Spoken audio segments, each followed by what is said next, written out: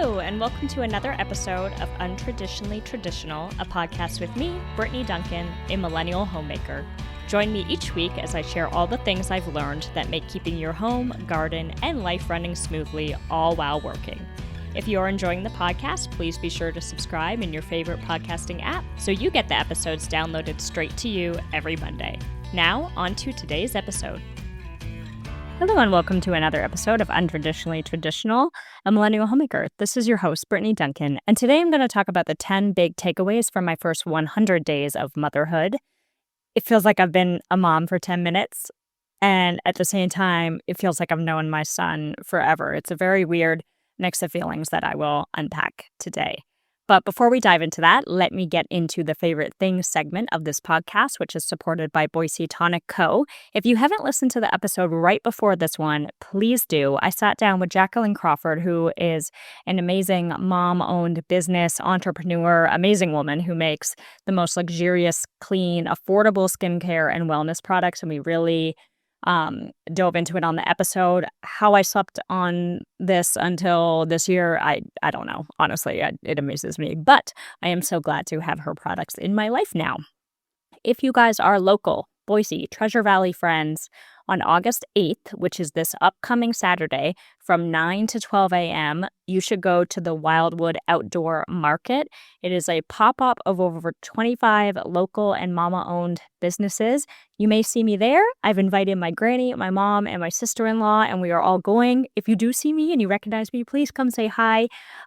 We will be checking out the handcrafted products, baked goods, skincare, jewelry, all the things. Okay. Favorite thing number one, which is a Boise Tonic Co product, is the bamboo and honey facial scrub and mask. I'll have it linked in the show notes, but it's like a little pot of gold that makes my shower experience a 10 out of 10. It feels amazing, and I'll get into that, but it smells amazing. If I could have a candle or a perfume that smelled like this, I would, and I would just smell it all day long. The smell is such a treat. But I also love that it's 3 products in one. Basically, what I do, I take a little blueberry-sized amount and I rub it on my face and neck like you would an exfoliating cleanser.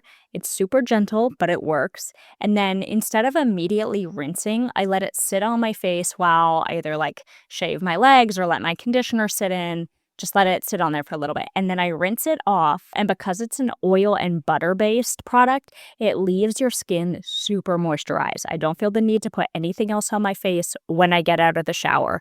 It's just soft and moisturized and so good. So that's favorite thing number one. Favorite thing number 2 are these cottage cheese protein biscuits that I've been making inspired by Teacher Tastes recipe on Instagram or Substack.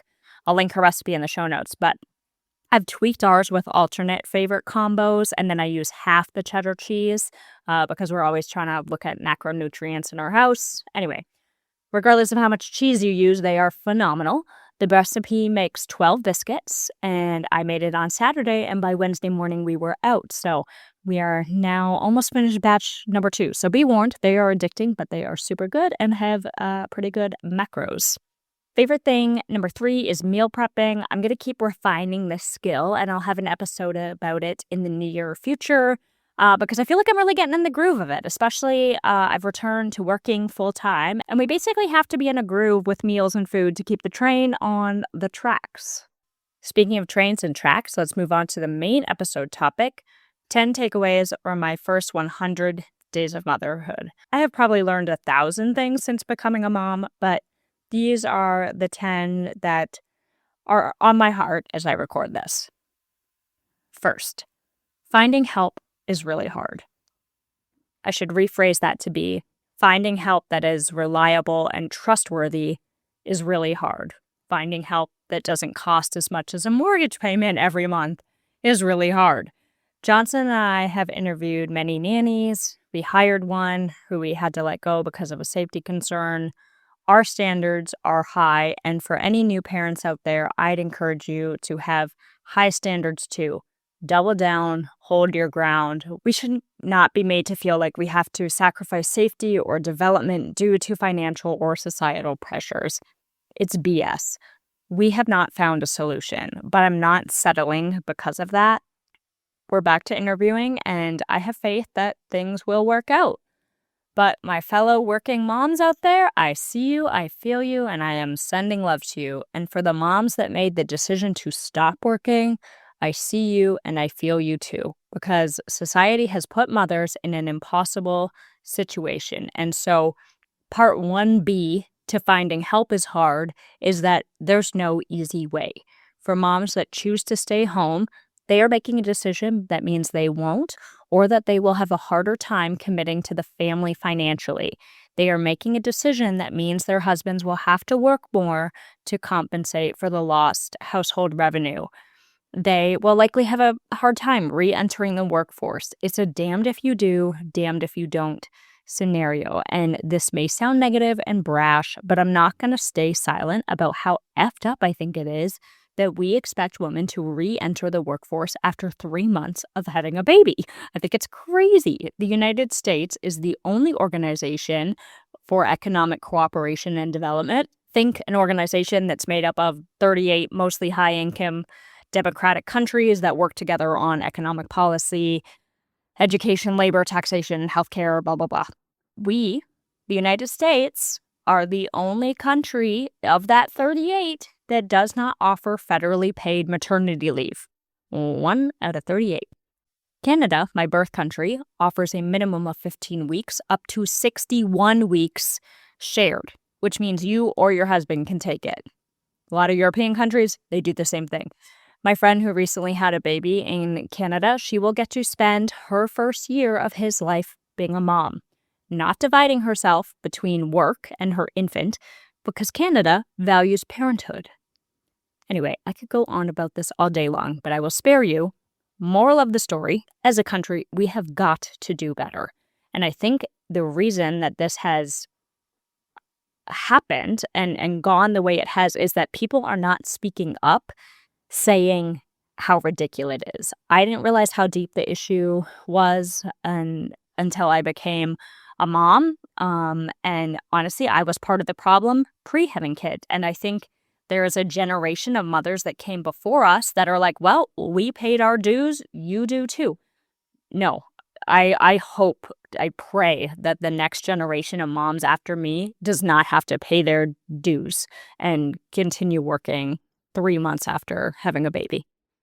Okay, so the point in all that is to say that if I were doing it all over again, I would have focused on childcare a little bit earlier. And, I truthfully, I don't know if that would make the difference, because until you're working with somebody and see them with your child, it's kind of hard to decide if they're going to work or not. But like, the search is tough, and you can rule out a lot of people simply by interviewing and talking to them. I would have started a lot sooner to find the right fit. And I would say meet people in person as much as you can. We did phone and FaceTime interviews. And again, now that we're going back to the drawing board, it's a phone interview and then it's an in-person interview. And I think that's going to give us a better feel. And then, yeah, you try them out and you see how it goes. And if you have a bad feeling, trust your mom gut. Okay, number 2, the morning pump is where it's at if you are breastfeeding. We do a combination of feeding directly from the breast and then pumping breast milk to be given via a bottle. I only pump once a day, and if I pump before noon, I will get 10 to 11 ounces in that session, and it makes me feel so good to get it out of the way in the morning. Typically, I do it while I drink my morning coffee. I'm listening to Up First from NPR. It takes like 15 to 20 minutes, and then I've got milk in the fridge. I was nervous about pumping and then not having enough milk to feed him when he got hungry next. But what I do now is when I pump, I make 2 4-ounce bottles, and then I take the remainder of that, which is like 2 to 3 ounces, and I give it to him right then. And then that tides him over until his next feeding, which is usually from the breast, and that gives the girls time to refill. So if you're nervous about your supply and if you can pump and breastfeed like directly from the breast, that's what I'm doing. It's working really well. I guess tip 2B in regards to breastfeeding. We had pretty good success with him sleeping like 6, 7, 8, usually like 7 or 8 hours at night. And then he kind of regressed. And I realized that what I had stopped doing was like a cluster feeding right before he went to bed. And I started doing it again. And now he's sleeping those long stretches again. So what I do is I feed him at 7 o'clock. I feed him again at 8 o'clock. And then I feed him again at 9 o'clock, whether he shows hunger cues or not. I just do that 7, 8, 9. So he's nice full, he is topped up, and he sleeps like a babe. He goes down super easy, and then he will usually make it from 9 to about 5 a.m. And then I do a quick feed in bed, change him, and then he will go back down until 7:30-ish. So that's how we're doing that. Okay, number 3, buy the ugly toys. Your baby will love them, and in turn you will too. Y'all know I'm an aesthetics person. I love a pretty thing. I like my house to look a certain way. And before we had a child, I was of the mindset that we would not have bright plastic colored eyesore toys for a few reasons. Plastic off-gassing and chemicals, but also just that they're kind of ugly. Well, I've applied a good, better, best to my boys' toys, and we have a few plastic toys, like a water play mat that is bright blue, but that he actually enjoys tummy time on. It is worth it 1000%. No sad beige kids in this house. I want him to experience color and whimsical toys. When I can find wooden toys, great, but I'm not going to restrict him to only wood. The chemical off-gassing, that's a real concern, valid. I'm just trying to be smart about it. If it smells like chemical plastic, you know the smell.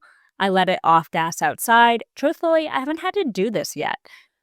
I'm sure we will at some point. But I'm just letting go of some things. I'm letting him have fun, even if it's on a plastic water mat, okay? Like, I think good, better, best. We cannot, for lack of a better word, like bubble wrap our children 100% of the time. This is like, we want them to play and develop. Let's let them do that, even if the toys are plastic or if they make your house a little bit uglier. What you gonna do? Okay, number 4, no prep, no peace.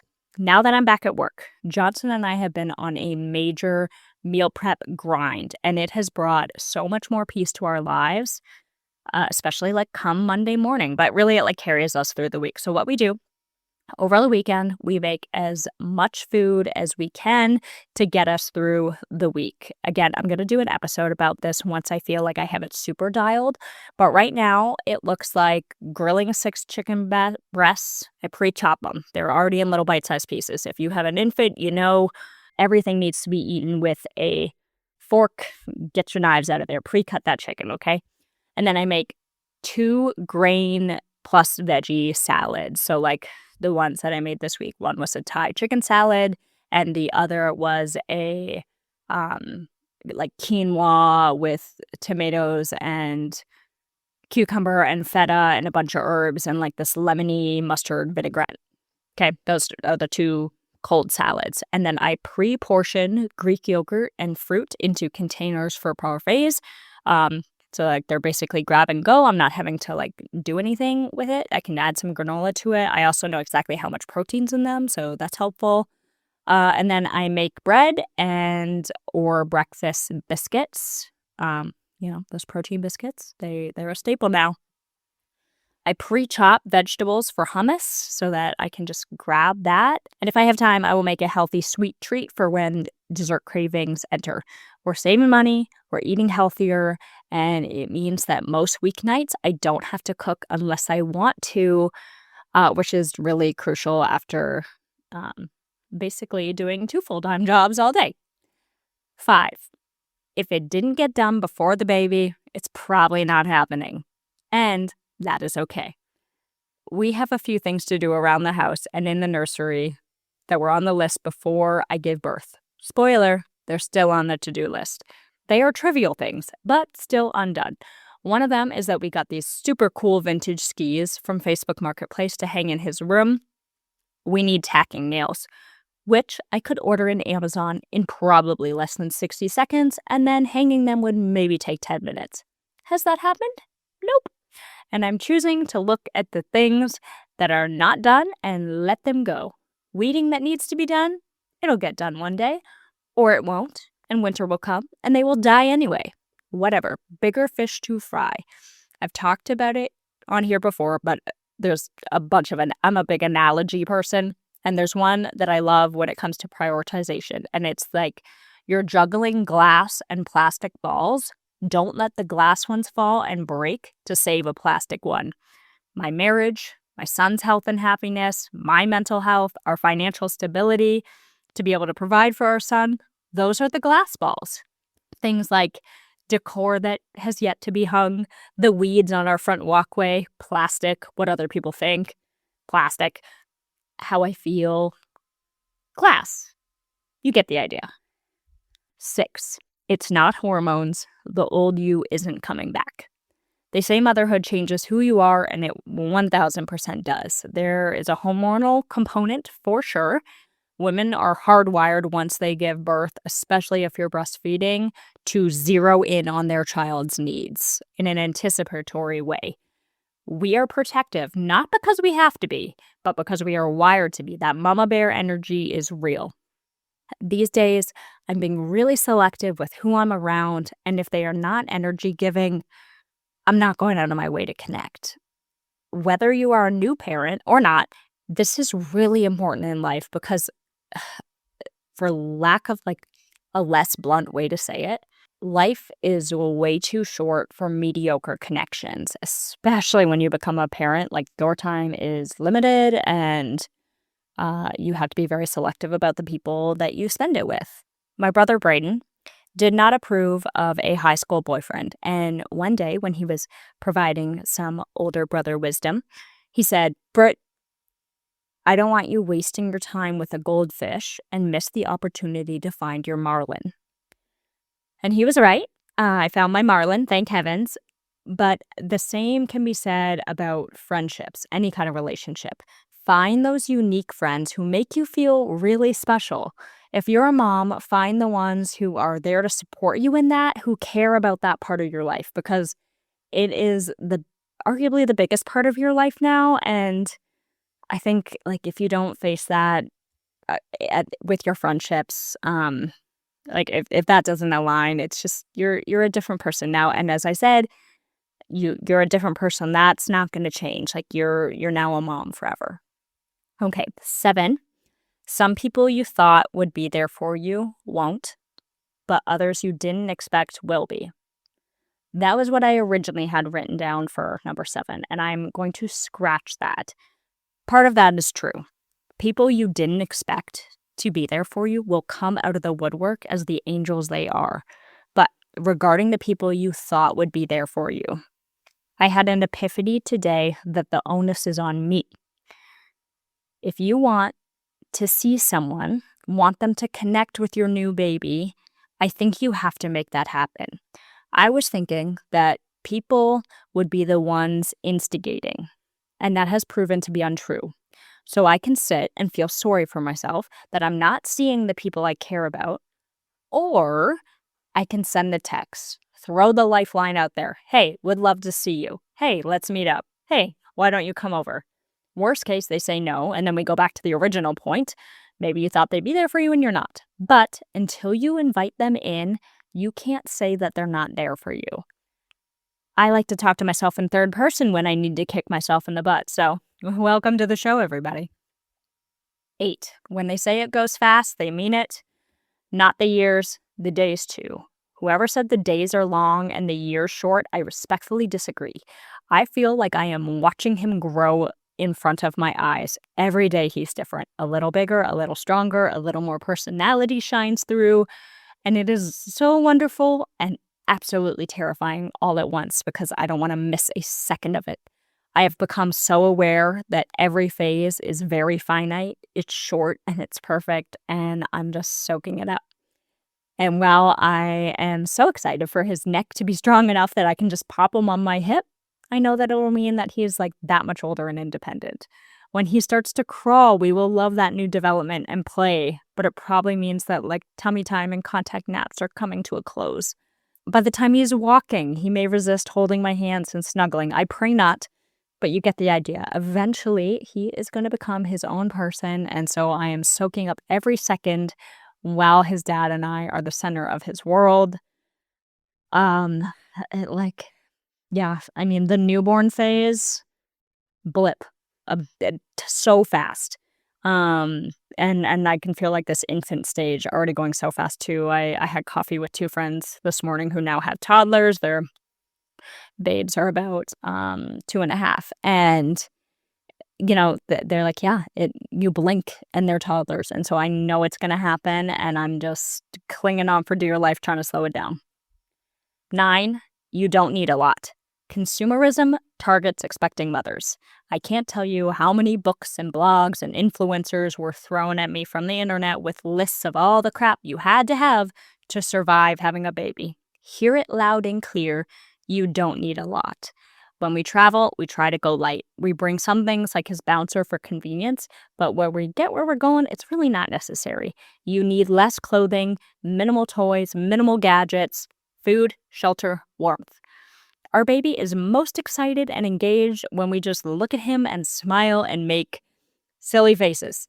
Okay? You do not need all of the things for your baby to be happy. In fact, I was joking with my granny. I went over there for tea today, and I brought our son. And he found the love of his life. I've never seen him look at anyone this way, including me. It was her ceiling fan. The boy is obsessed. Loves it. Okay? Way better than any toy I could possibly buy and give him. That ceiling fan could have entertained. I mean, it did. The whole time I was over there, 2 hours, he was just giggling and smiling away at the ceiling fan. So, all that to say, I think 99% of babies are probably the same way, and we are oversold because we're so nervous that we're not going to have what they need, right? We want to be good moms. We want to be good parents. And we're told that means buying XYZ. Nope, it doesn't. It means engaging with your baby, okay? He doesn't need all the things to be happy. We've gotten a few things here and there, hence the water tummy time mat that I mentioned. But by and large, we're trying to keep things simple, and it's working. And you can always buy more if you need it, but my advice would be to start out bare bones and build from there. And 10, it's the biggest blessing. This isn't a new discovery. It took us 2 years to get pregnant. It's something I prayed and prayed and prayed about. And there was a time that I didn't know if I wanted children before we started trying. I knew I'd be a good mom. That wasn't a concern. It was the change that scared me. People joke about being a dink, dual income, no kids. It's a luxe life. We rocked it for nearly 10 years. I'm incredibly grateful that chapter is closed. Is it harder? Absolutely. The way I would live in a literal cardboard box if it meant I could stay a mom without a second of thinking anything else. The feeling of richness from being a mom is unparalleled. If you're on the fence, or heck, even if you don't think you want kids, I implore you to dig really deep and reconsider that, because it's the most fulfilling, amazing, make your heart explode, feel your purpose for why you're living, feel so rich you can hardly stand it feeling. I can't even put it into words how much I wish that everybody could experience the feeling that I feel being a mom. And on that note, those are my 10 things I have taken away out of thousands in my first 100 days of motherhood. Join me back here for another episode. Thank you so much for listening. Thank you for listening to this episode of Untraditionally Traditional. If you enjoy the podcast, please share it with those special people who would love it too, and write a review. For more tips and photos of my home and garden, follow Untraditionally Traditional Pod on Instagram.